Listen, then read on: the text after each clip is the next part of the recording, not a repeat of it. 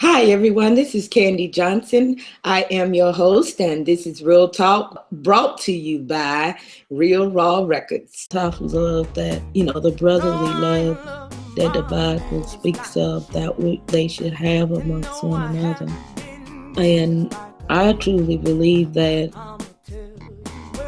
the love that is shown, supposed to be shown amongst Christians, if people were to see them and the type of love that they're supposed to have, if they were to see it, the functioning of the love and the way in the flow and uh, of unity, wow, that would attract people. So it'd be like I don't know, that people would just be so drawn to it. Um, it would be somewhat irresistible to at least want to know what it's like to be a part of something that awesome. I know that in my coming up, I met I saw some fake Christians or some hypocrites, and I saw some people that were really real. And out in my church upbringing, they call them sold out. They sold out for God. They love it, like He say love, and it was obvious. It was obvious the difference between the two is so obvious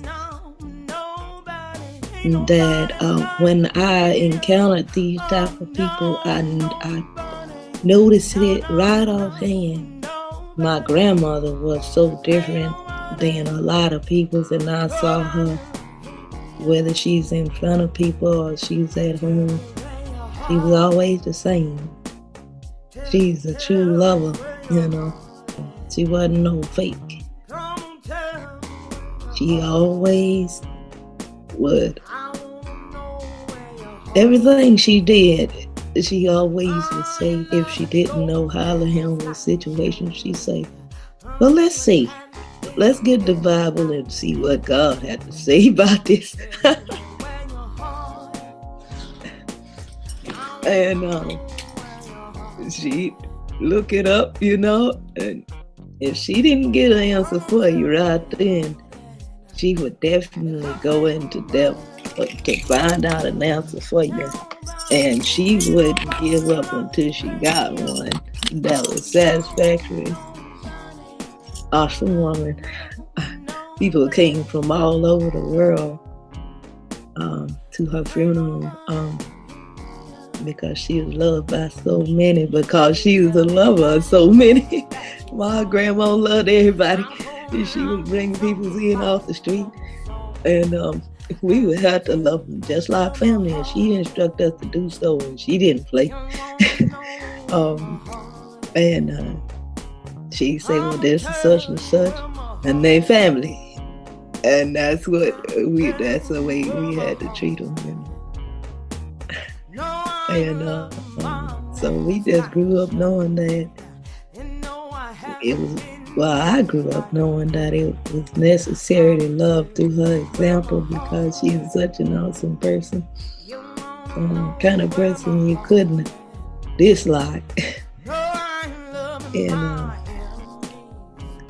I remember saying sometimes I want to be like Granny, because I watched everything she did and how she touched people, and the glow on her face when she would talk about God.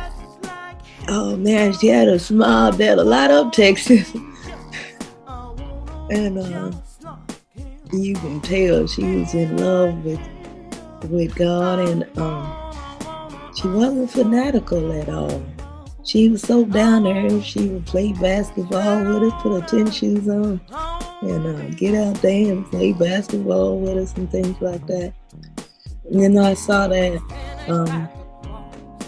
she enjoyed her life very much so, and always did want to be like her. Mostly not just in appearance or anything like that, but she was a diva too. She dressed real spiffy, And because she said that we are examples of God in every way. So she always, when she was dressed, she wanted the example of what God, would want her to be, even in her attire, to be,